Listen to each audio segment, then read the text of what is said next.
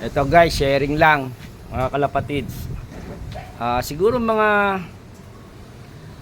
5 years na tong dinang itlog. Yung import to Jansen from Netherlands. Nagkasapola.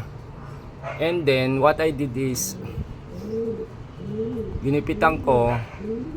And then napaamo ko siya. Batch na yan. Naka-open loop na yun sa Wido-Hudo. May itlog na. At last, yan yung producer ko na abuyog. Yun o. May egg no. Nagka-itlog din o. Yun o. 2012 to no, in-acquire ko sa Europe. Then, hindi ko nagagamit kasi sumasampa ako ng barko eh. Nagpalabas lang ako na ito ng isa, dalawa, tatlong clutch lang.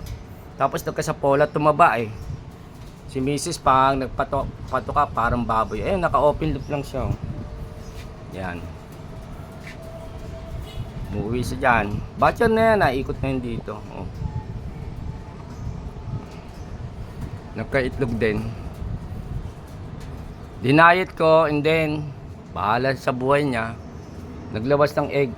Tapos, ito naman yung descendant ng RMC Oiler Champion. Yan, may inakay na dalawa. Ito yung mga old lines ko na stitch out cross sa tensile praning 441. Yan, kahit umuulan na uwi. Yan. Ito yung descendant naman ng kay Henry Tan, yung Banbundirin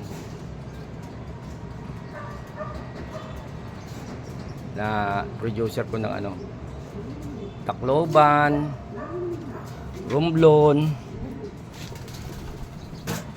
Ito stitch stencil din to. Pisana rin. Ito yung import kong Gabi.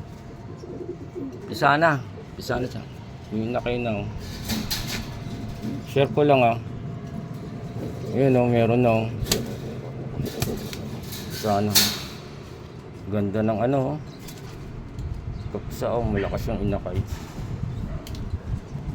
Ito naman Black Hornman, both parents niyan MacArthur Clacker.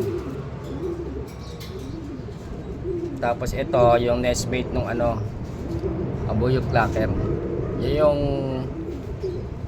unang anak nung yung Jansen import ko na nagkasapola. Ayan, kapatid ni Hero. Si Hero wala na sa akin, nabili na yun. Yun lang. Ito Jansen din yung Blue Bar, import Netherlands din. 2012 din to 2015 na-acquire to yung Jansen. Tapos ito nestmate to nung black na Banbundirin cross abricox. Tapos nung ito yung tsahin ng RMC Champion, RMC Oiler Champion. Tapos to Blue Bar line breed na bot import na Jansen RM Dog. Nakasala Misimilya din. Nagsala ako kasi bakasyon ako yung mga YB